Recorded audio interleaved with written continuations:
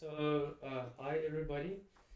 So this is part 2 of the physics paper of grade 11s. And we're working through a Department of Education paper, as you might see from the title. So this is just continuation of part 3. I may choose to not go precisely according to the structure of the paper. So from now on, I will not go. I might not go uh, numerically, okay, in ascending order based on the questions, but I will select questions at random. But I will try to the best of my ability to complete this paper for you guys, okay? So as a continuation of question 3, okay, so we were working on this portion that said that okay, we have a 50 kilogram box which is moving at a constant speed over a rough horizontal surface AB as shown in the diagram below, and the coefficient of kinetic friction between the block and the surface is 0.4. So the block is a 50 kilogram mass, okay? It's in contact with the surface. The surface is the surface is not frictionless. The surface has friction, and that coefficient of friction is 0.4.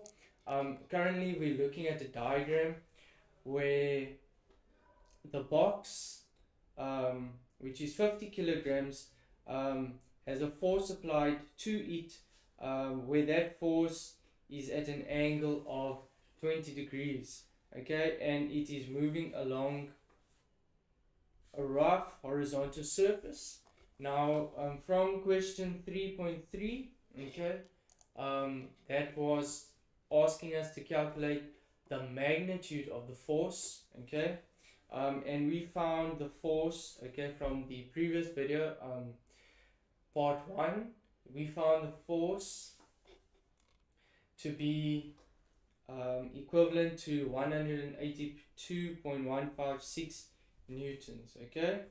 So 3.4 asks us to find the normal force, and 3.5 asks us to find the frictional force, okay?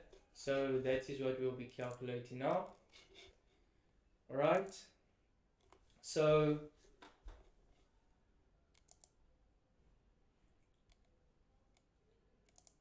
okay, so what you see here is the force, which I already said was 182.156 newtons. Okay, this is what we found this force F to be. Okay, 182.156 newtons, which you can see above, also displayed as 182.156 newtons.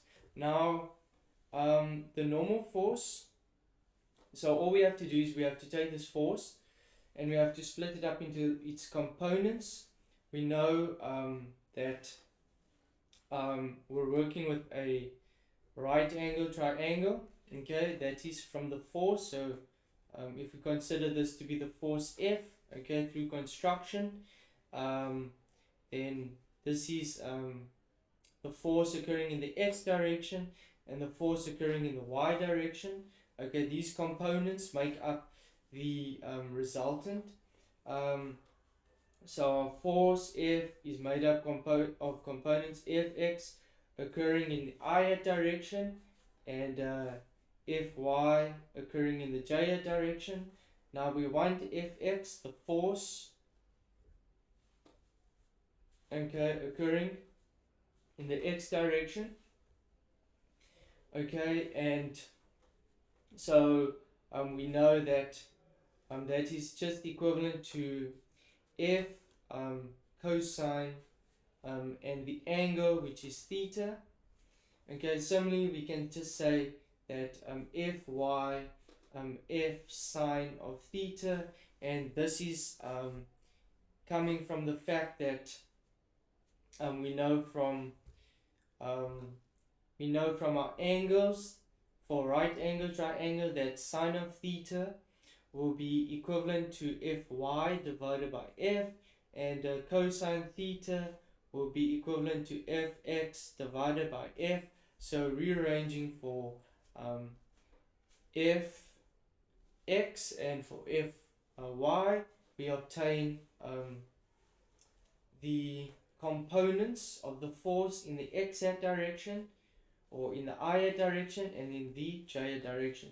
So from here on out, it's just a matter of calculating. We know that the box itself, okay, we know that the box itself, it has a normal force, okay, so that normal force, we know in general, just under the weight of gravity. Okay, so if we consider the box, which is 50 kilograms, then we have, if I can draw a free body diagram, we have the normal force which is being applied up, and we know there's a force due to gravity. But this problem is a bit different. There's a component which is lifting the box up off the ground, and so it's a normal force. Just in general, with if this would have been its normal force if we did not consider the box having a force applied in the vertical direction, but since there's a force applied now in the vertical direction, we have to take into account that the contact with the surface will be lessened, and by lessening the contact with the surface, that normal force that will be experienced as equal but opposite. So according to Newton's third law of motion, for every action there's an equal and opposite reaction. So by considering that contact there, we will have a lessening, okay, of the normal force in comparison to the normal force. So first we'll have to calculate our f of x, okay. So we know by Newton's laws, force is equivalent to mass times acceleration, okay. Now remember, force, when we're talking about the force, we mean the summation of the forces on the left hand side, okay, and we're talking about mg, which is gravity, okay. In this instance, our acceleration is gravity, and gravity is always acting downward, which is negative 9.8 meters per second, okay, per second, okay. So this is what we have. This is our gravity, okay. Now from this we know that okay, so from this, okay, we can say that our normal force in general would have been equivalent to okay, so our normal force would have been equivalent to mg if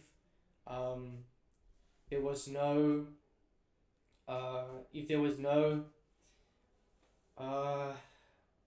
our normal force would have been equivalent to gravity if there was no force applied in the vertical direction.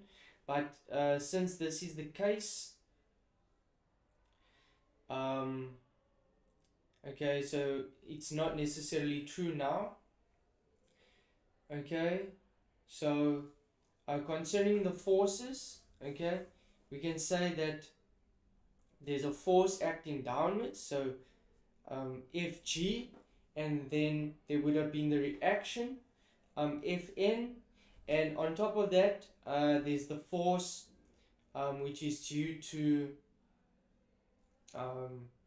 the force which is acting vertically upward, so Fy, okay. So the summation of our forces okay, is Fn, okay, plus Fy, okay, that is okay, Fn plus Fy, okay, that would have been equivalent to the force due to gravity. Okay, we know that the force due to gravity, so again looking at Newton's equation, it would have been mass times acceleration, which is mg.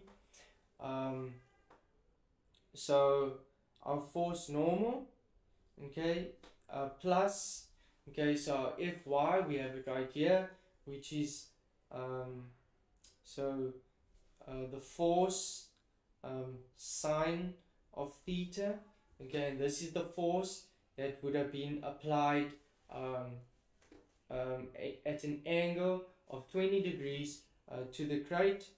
So in this instance, we see that rearranging, we get the following: mg minus f, okay, sine of theta. So we already know that the force F, okay, was given as 182.156 newtons, okay, and so all you have to do now is just okay, so all you have to do in this instance is just rearrange, okay, as I've done, and input the appropriate values for the mass of the box, which would be 50 kilograms, the gravity, which is 9.8 meters per second, and subtract that from 182.156 newtons sine theta, or sine 20 degrees, which is acting in the upward direction, okay, from the force diagram. And so if we did that correctly, okay, so if we did this correctly, all right,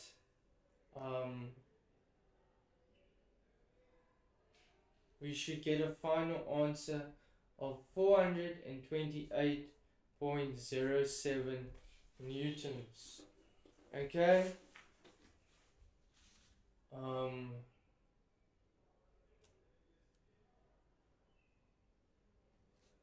Alright, so if we did that correctly, this is what we should be getting.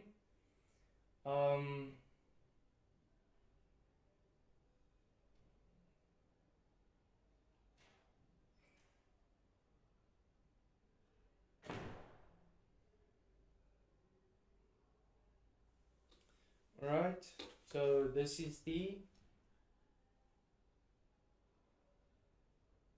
final answer here.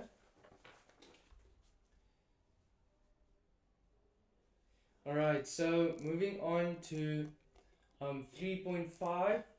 3.5 asks us to calculate the frictional force. Okay, so we already know that our normal force, okay, so we already know that our normal force is given as 400, okay, and 28, okay, 0.07 newtons, okay.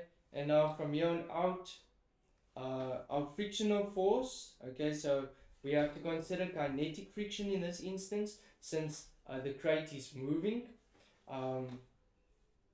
We know that, okay, kinetic friction is given by the following formula, okay, mu k times the normal force, where mu is a coefficient. The coefficient for mu was given as 0.4. Our normal force, okay, was given as 428.07 newtons, okay. If we calculate that correctly, then we should get an answer of 171.23 newtons, okay. So this is the final answer for this section 3.5, calculating the frictional forces. Now, consider the following. Okay. Okay. So, if we consider,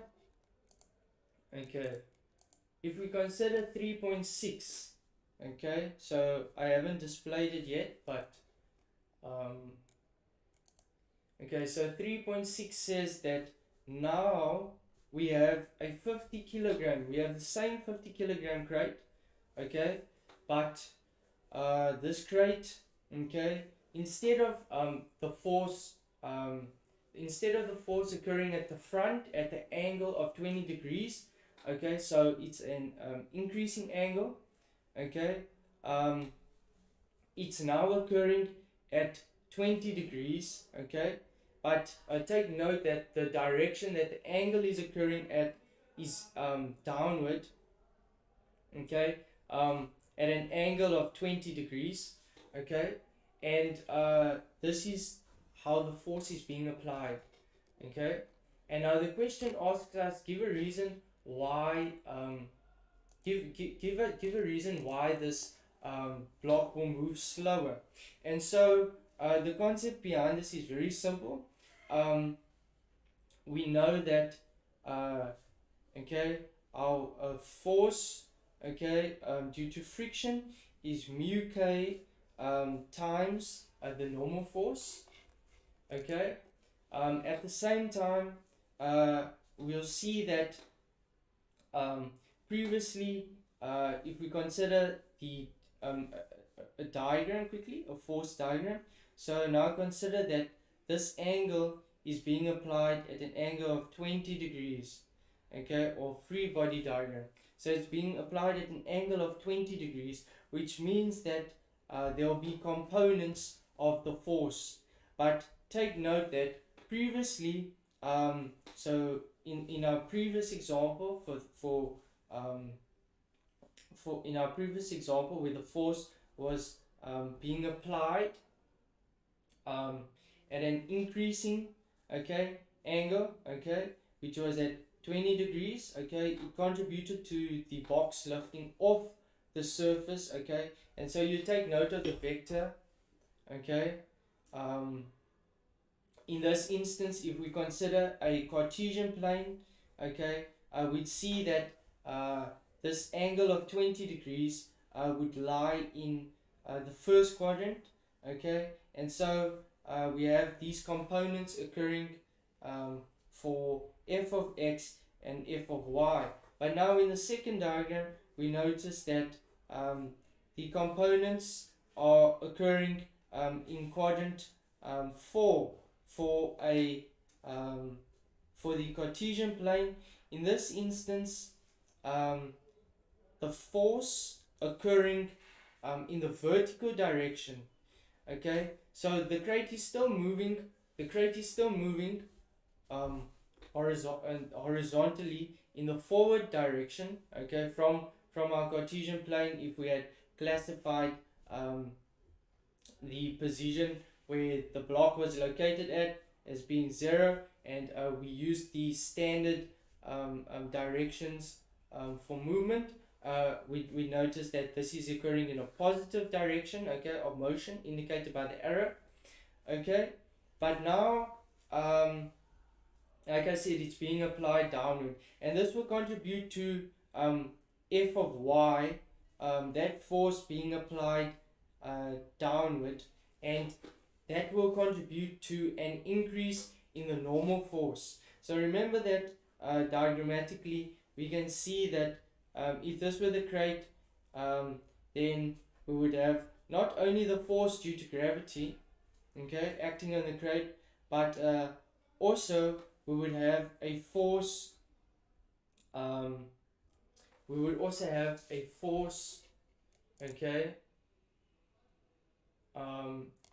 Okay, so in this instance, we'd also have a force acting in the y direction, and this would of course increase the normal force, okay.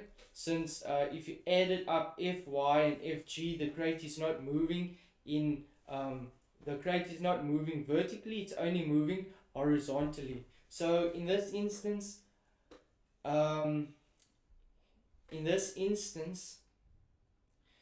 the crate is only moving horizontally, and so if the crate is only moving horizontally, we know that by the equation, okay, or the formula for friction, it's given as mu k n, but n increases. So in this instance, n increases, okay, and so fk therefore increases, okay, and so therefore in general this implies, okay, so this implies that the frictional force increases, and so if the frictional force increases, okay, the crate will move slower, okay, so the crate will move slower. In this instance, if we consider that the same amount of force, okay, f of x, okay, is being applied in the forward direction, okay, so the same amount of force is being applied, but now the frictional force, okay, so if we had to make a comparison, let us say that this was let us make a comparison. Let us say that this was, okay, judging from the length of the arrow, so you'll have to take note that my length of my arrows that I'm going to draw will be an indication of how much force is being transmitted initially by the normal force in each instance. So the longer the arrow, then the greater the amount of force. And so just in general, if I drew, perhaps let us assume I drew the arrow 2 times longer for the force due to friction,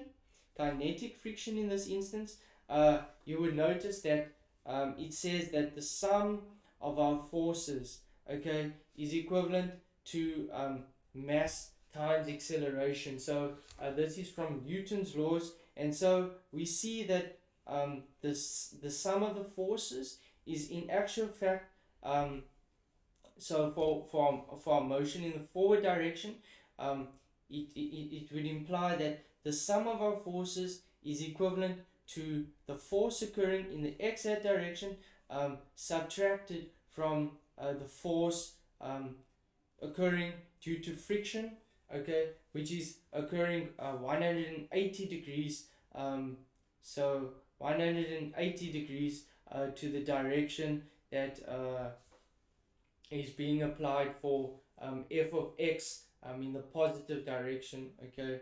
So in this instance,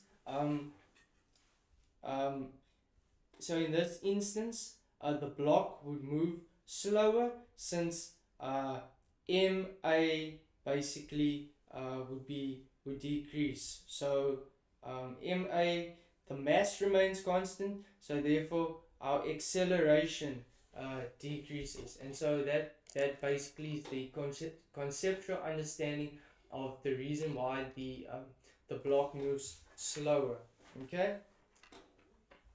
So question 4,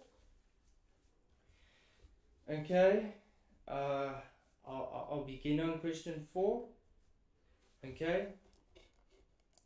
So here's question 4 presented to us, and I'll just read it out. Question 4, it tells us that below we have a 2 kilogram block which is connected to a 1 kilogram block by means of an inextensible string. Okay, so inextensible to mean that the string the string is not elastic. Okay, so that is basically what it's saying. The blocks are pulled up an inclined plane which forms at an angle of 28 degrees to the horizontal. So we're working with an inclined plane problem, okay, at 28 degrees, okay, to the horizontal, okay.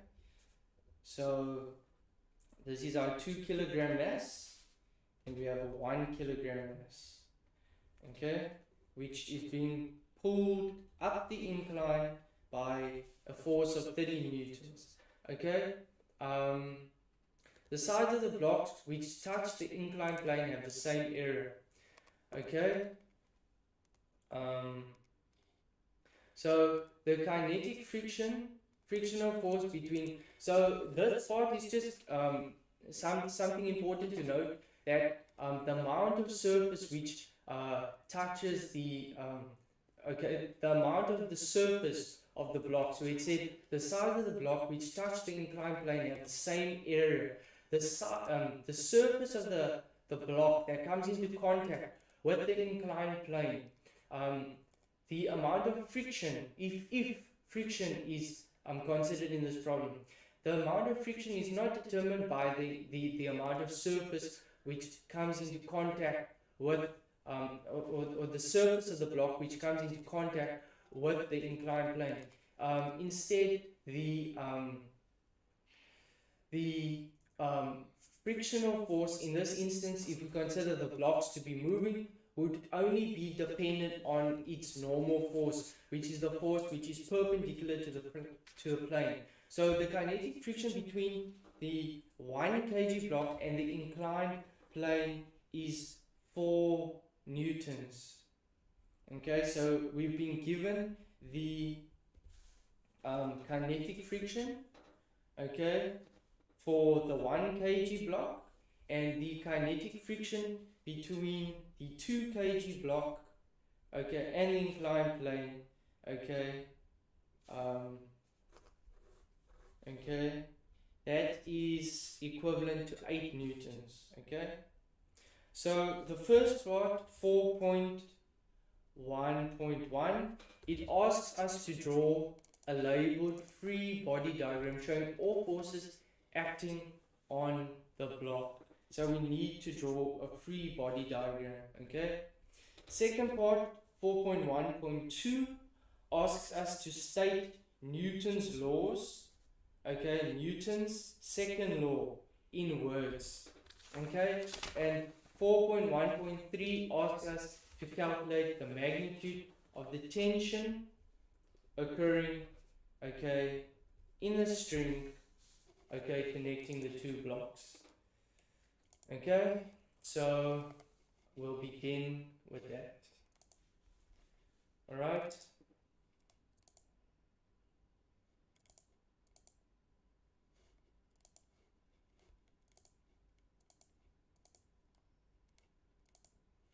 All right. So yeah, I've just drawn roughly what was expressed in the question paper. So the first part asks us to draw a free body diagram. Now, by drawing a free body diagram, okay, this is quite simple. So take note that if we consider, okay,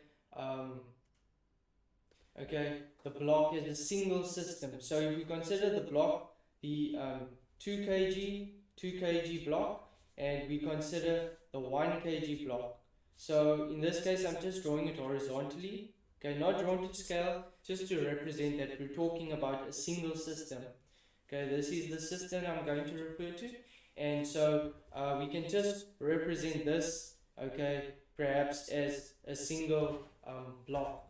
Okay, so this is the single system that we're talking about. Now, it says that you should draw a free body diagram.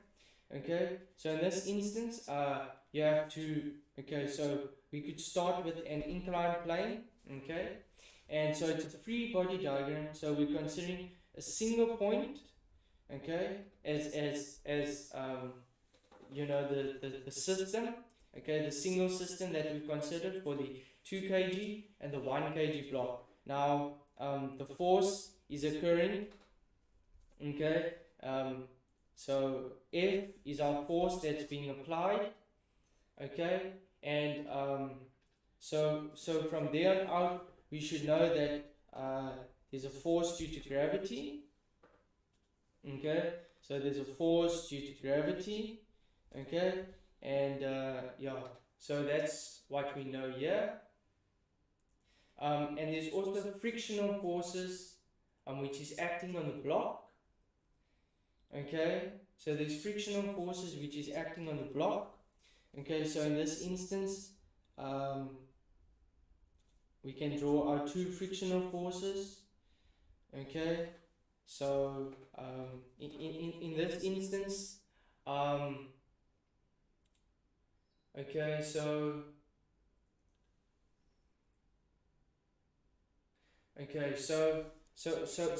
in this instance, I've just represented the block as a single system. Okay, and in actual fact, what we need to do here is, okay, so specifically the question asks for the forces which is acting on the 1 kg block. Now, just to get this correct, okay, I would not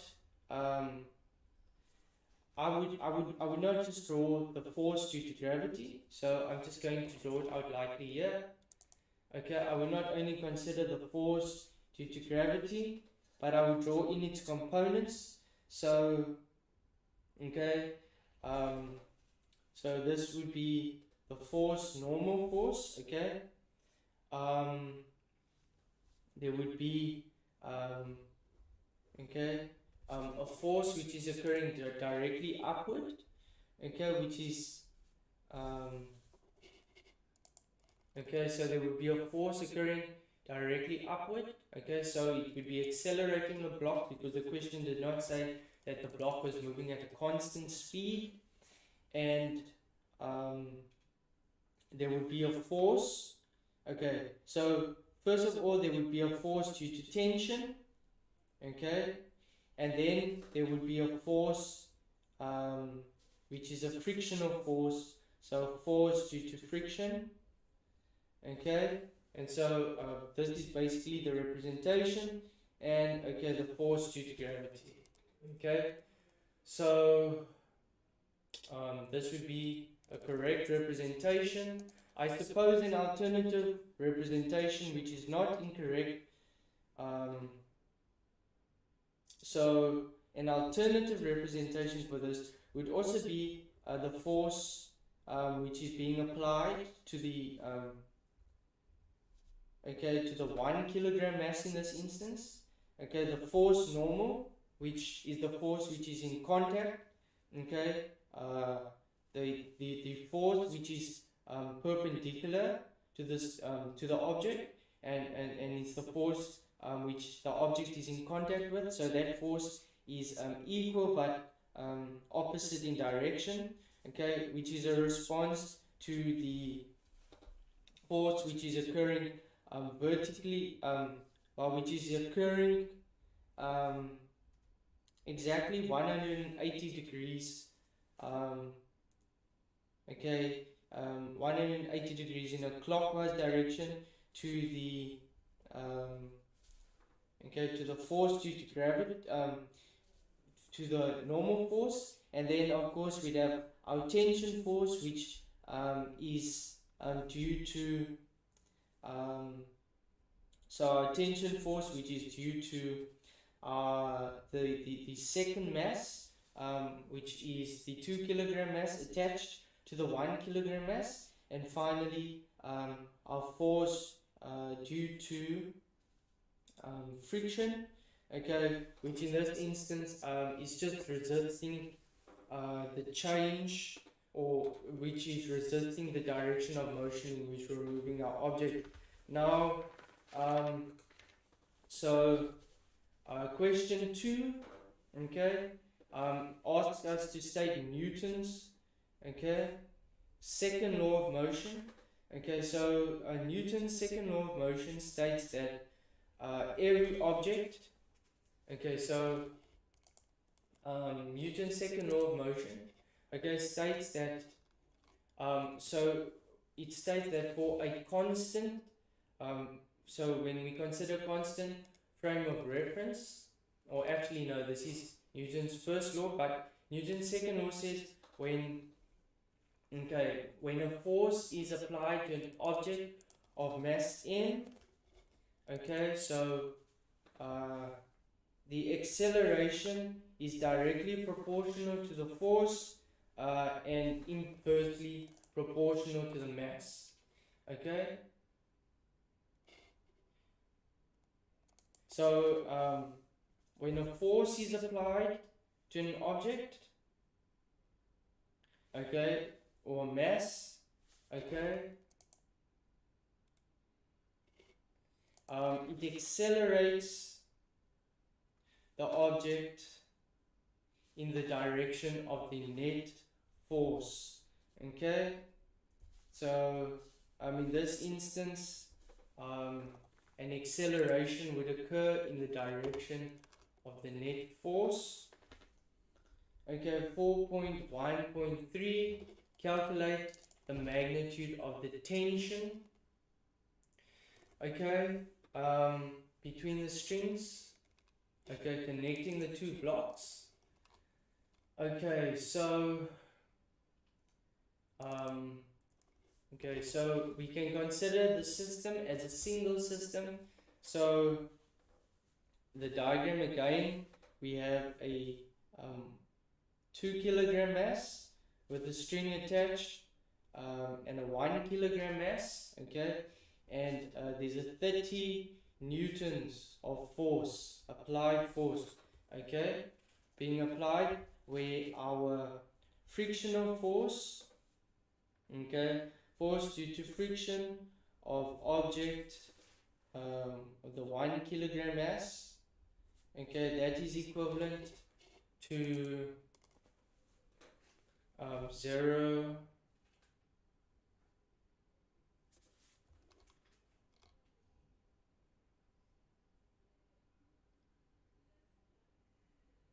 Okay, so that is equivalent to 4 newtons, okay, for the 1 kilogram mass.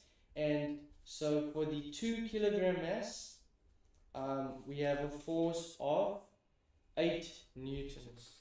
Alright, so now there's two ways to approach this problem. Okay, since we've drawn our force diagram, okay, so I'll just draw it here in the corner. We already know that okay, the object is moving up the incline at an angle of 28 degrees, okay, first of all. So we know this force due to gravity, okay, is occurring, if we consider its components, okay, it would have an angle of 28 degrees, okay, so this would be the force occurring in the y direction, okay, or for the force due to gravity, we considered the Cartesian plane slanted, and so we'd have a normal force, and we would have a force due to tension on the 1 kilogram object, and the force due to friction, and we would have the force applied. Okay, now if we consider, as I mentioned earlier, the object to be a single system, okay, then gravity, again, if we drew an inclined plane, now we consider single system, okay, single system problem, we would see that the object now, okay, so the force due to gravity now would be the combination of the masses of object 1 and object 2.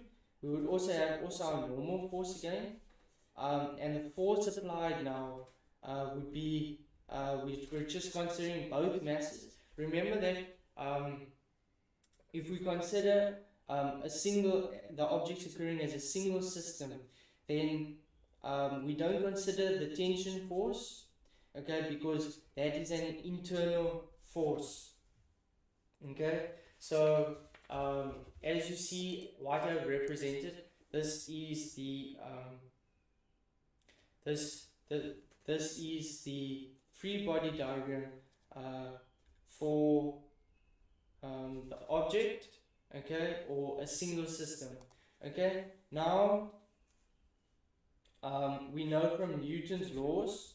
Okay, so all that you have to remember is that this is the same as applying the concept on a flat surface. Okay, if we had to tilt our head,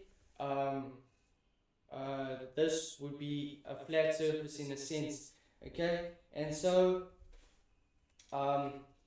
if I could express it in that manner diagrammatically, we would see that as a single system, first of all, we have 2 kilogram and 1 kilogram, so it's equivalent to 3 kilograms. We have a force applied, okay. We have our normal force, okay, and then we have the reaction, okay, to that normal force, okay, occurring in the y direction, and then we also have, so this angle here, or this force, I'm going to represent on the 3 kilogram mass. Okay, this is the force occurring in the x-hat direction, and finally the force due to friction. Okay, this is the force due to friction, but remember that the force due to friction is just the combination of the force due to friction is just the combination of the forces, the frictional forces for the 1 kilogram and the 3 kilogram mass. And so applying Newton's second law of motion, okay, which says that if a force is applied on a mass, okay, from what we stated earlier on, if a force is applied on a mass, then that force will accelerate the object, or the mass will accelerate in the direction of the force, okay, and the acceleration is directly proportional to the force, because we saw as when we arranged the equation, acceleration is directly proportional to the force. Okay, if I had to show this as acceleration is directly proportional to the force over the mass. Okay, so that or proportional to, and remember that if we consider the force to be a constant, let's say the force were 1, then our acceleration would be represented like as follows, which would mean that the acceleration is inversely proportional because of the fraction, which is represented here. And if we had to let our m be equivalent to 1, then we would say that our acceleration is f divided by 1, or the force divided by 1, which is equivalent just to the force again. Okay, and so our acceleration therefore means that it's directly proportional to the force and inversely proportional to the mass. And from here we also know that through experimentation, so if we had to remove the directly proportional sign, there would be some constant k such that this force is a multiple of a constant k, and then the force divided by the mass. But k from experimentation is just equivalent to 1, and so the acceleration is therefore just force directly proportional, or force divided by mass. So going back to the diagram, what I stated here, we would see that the force now, all we have to do is we have to consider this a diagram which I drew on the right hand side, and we would see that so from a Cartesian plane perspective, okay, if the block was centered at the center, then we also know through a vectorial representation that forces, through a head to tail method, forces occurring to the right, of the mass, these would occur in the positive x-hat direction, and forces occurring to the left would occur in the negative x-hat direction. Okay, so from this result, we would say that force due to force applied minus the force due to friction minus the force occurring in the x-hat direction. That is a force which is a result of gravity, because this object which I drew on this what appeared to be a flat surface, this is really was an inclined surface, but we've just reduced it to give it the appearance of a flat surface for ease of interpretation. Okay,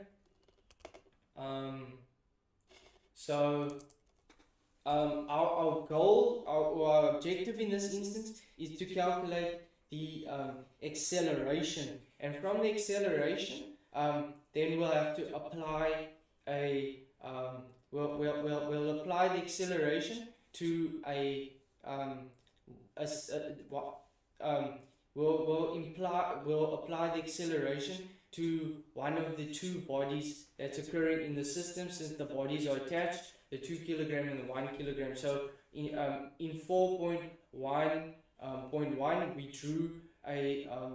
drew a free body diagram of all the forces occurring on the 1 kilogram mass, and so since we know that from the collection of the acceleration from the single system that we've constructed, that acceleration is the acceleration at which the system will move at. And so any body contained within the system will also continue moving at that particular acceleration, and from there on out we can rearrange our equation and solve for the tension. So Fa minus force due to friction minus the force occurring in the x force occurring in the x direction down the incline. So our force applied was 30 newtons. Okay, so I'm just going to represent this again as the same thing, force applied, but now our force due to friction is due to the friction occurring for force due to friction, which we have here above, the force due to friction of the 1 kilogram object, okay, plus, and please remember your brackets, they are very important, force due to friction of the object of the 2 kilogram mass.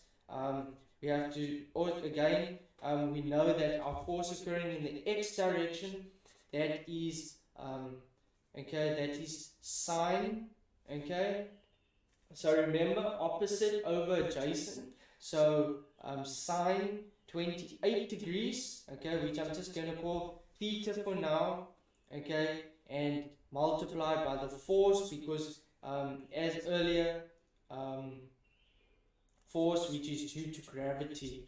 Okay, don't forget, because as earlier on I showed you that we can represent the force, we can represent the angle sine theta as generally f of y divided by f of x. Okay, that was what I showed earlier on, but it's in general it's opposite over adjacent. Okay, so remember SOHCAHTOA. Okay, that means opposite over adjacent. Okay, rearranging. Okay, so we just divide everything by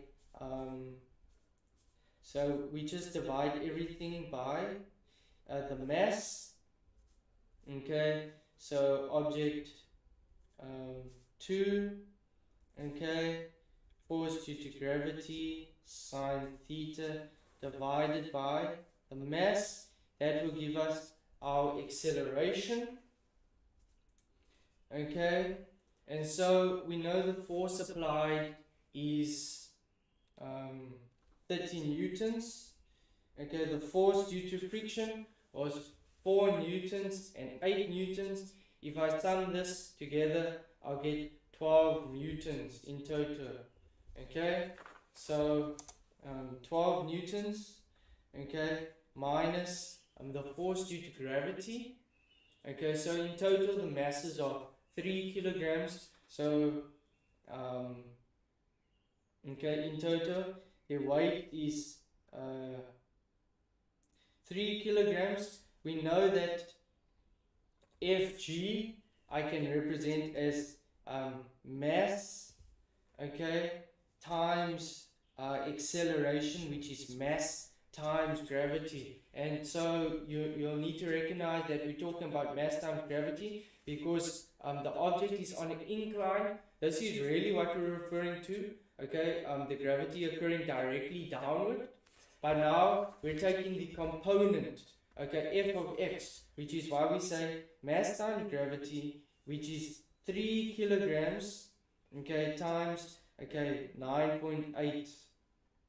I can just say 10 for convenience, but you'd have to use 9.8 meters per second, and then 3 times 10 times sine of 28 degrees. So this is the angle which is occurring at, divided by its mass, which is 3 kilograms. Okay, and so you would work that out.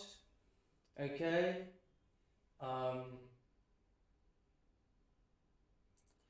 okay, and the acceleration that you should get, okay, if this was done correctly, would be 1.4 meters per second.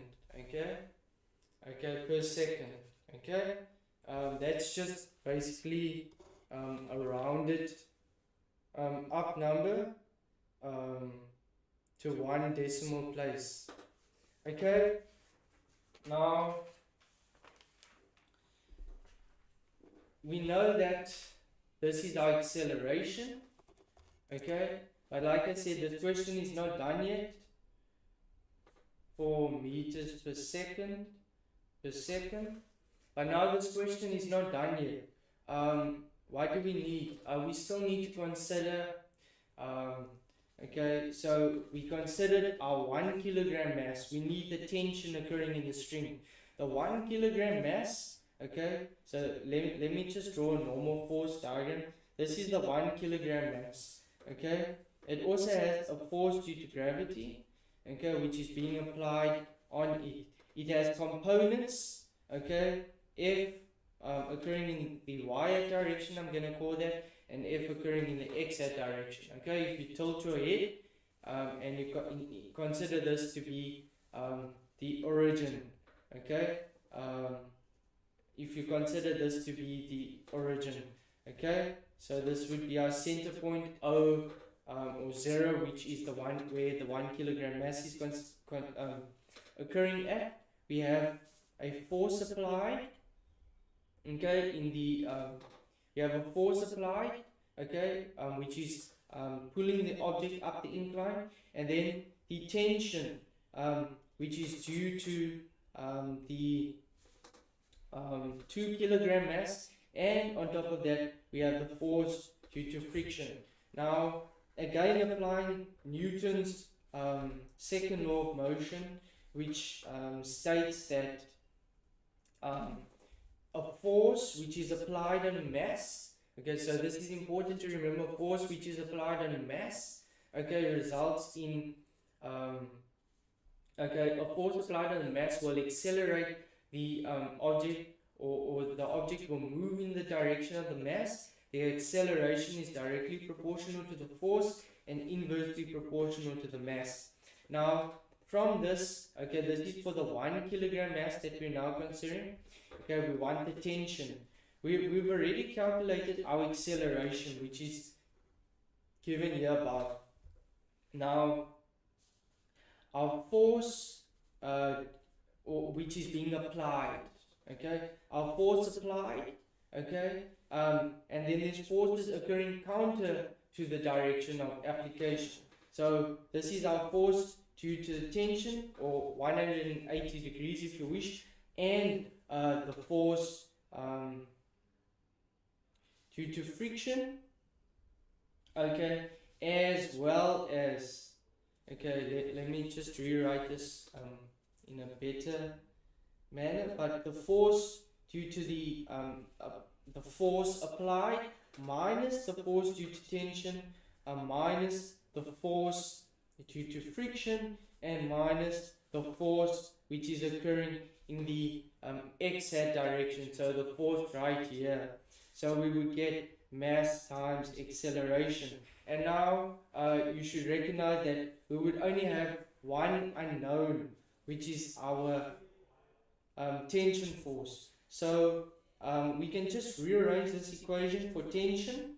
Okay, so if we had to move tension over to this side, okay, we'd get minus force due to friction minus force occurring in the x-hat direction minus, okay, mass times acceleration is equivalent to the force due to tension. Okay, now we know that the force applied is 30 newtons. The force due to friction, now let me just say this is not the same as the system force. Remember, we're working with a 1 kilogram object, so this is the force due to friction of the 1 kilogram object. I subtract that, okay, the 1 kilogram object, okay, previously it was 4 newtons, okay, so it's 4 newtons minus the force occurring in the x direction for the 1 kilogram mass. Again, that would be, okay, so let's do a calculation here on the side. So it's f of x is equivalent to the force which is acting on the 1 kilogram crate, okay, 1 kilogram which is moving up the incline, that force, and then sine of theta, because we want to know what's the force that's occurring counter or down the slope naturally due to the direction counter to the direction of motion. And force is just again mass times gravity, okay, of the 1 kilogram object, sine of theta. And so I'm applying it here, we just get that our force is 1 kilogram, okay, now gravity is 9.8, okay, or 10 if you wish, okay, and sine theta, which is sine 28 degrees, okay, so the angle, remember, up the incline was 28 degrees. Again, I don't have enough space, but I'll just write it here at the bottom, minus mass times acceleration. The mass is again a 1 kilogram, but now remember, this acceleration is not gravity, but it's acceleration which the system is moving up the incline, and it's positive because up the incline is 1.4 meters per second. So we've classified this according to a Cartesian plane as occurring up the slope, and so if we calculated this would be our force due to tension. And if we calculated everything correctly there, we would see that the force due to tension which is occurring in the string is 20 newtons. I just want to state quickly that you could also consider the 2 kilogram mass, okay, and apply the same concepts to it. So if we had to draw force or free body diagram, okay, I'm not going to draw the incline this time, okay, really, so you just have to consider all the forces which are occurring on the 2 kilogram mass. So first of all, we know that there's a force due to friction, okay, which is resisting the direction of motion that it's moving in, okay. On top of that, it also has its own force due to gravity, okay, but we know that the force due to gravity is split into components, and these components are ones that's occurring in what we call the y direction and the fx direction. Remember that the object is moving up the slope, and gravity always occurs downward. Okay, so gravity always occurs counter to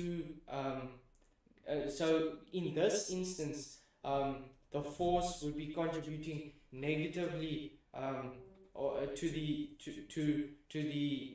direction of the applied force. But if the object were moving down the slope, then the two forces would align, and so they would be occurring both in the same direction, and so that would contribute to an increase in the force if the applied force were being applied down the slope. There's also a normal force, okay, which is the force which is the force due to the reaction of the object with the surface. Okay, so it always occurs 90 degrees to the surface.